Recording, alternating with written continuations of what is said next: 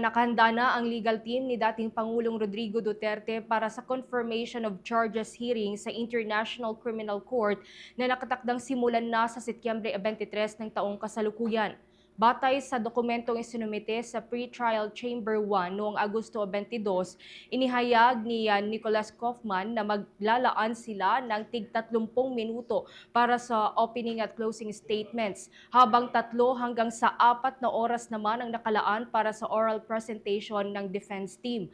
Ang pagdinig ay bahagi po yan ng proseso upang matukoy kung may sapat nga bang ebidensya upang ituloy ang isang ganap na paglilitis laban kay dating Pangulong Duterte. Kaugnay ng mga aligasyon ng crimes against humanity na may kaugnayan sa kanyang controversial na kampanya kontra sa iligal na droga. Ayon sa mga ulat, mahigit 7,000 katao ang napatay sa mga operasyon mula taong 2016 hanggang 2019. Bagamat tinatayang maaaring umabot pa sa 30,000 ang aktwal na bilang ayon sa mga human rights groups. Sa kanyang pahayag, giniit ni Kaufman na hindi gumawa ng anumang krimen ang dating Pangulo ng Pilipinas at nagsilbi umano ito sa bansa ng tapat at may pagmamalaki sa loob ng maraming taon. Inaasahan ng kanyang kampo na tututukan ng depensa ang mga legal na argumento hinggil sa jurisdiksyon ng International Criminal Court, ang pagiging politically motivated umano ng kaso at ang kawalan ng direktang ugnayan ng dating Pangulo sa mga pagpatay. Matatandang inaresto si dating Pangulong Duterte ng mga otoridad ng Pilipinas noong Marso 11 ng taong kasalukuyan. Batay na rin sa warrant of arrest na inilabas ng International Tribunal.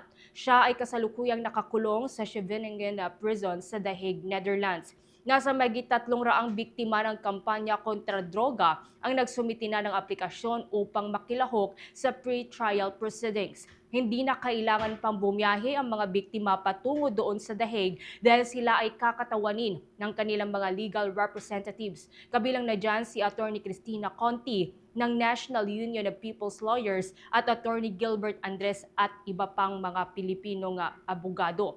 Bagamat umatras ang Pilipinas sa Rome Statute noong 2019, pinanatili naman ng International Criminal Court ang jurisdiksyon sa mga krimeng umano'y naganap habang miyembro pa ang ating bansa mula taong 2011 hanggang 2019. Kung makumpirma nga ng pre-trial chamber ang mga paratang laban sa dating Pangulo, magpapatuloy ang kaso sa isang full trial na maaaring tumagal ng ilang taon.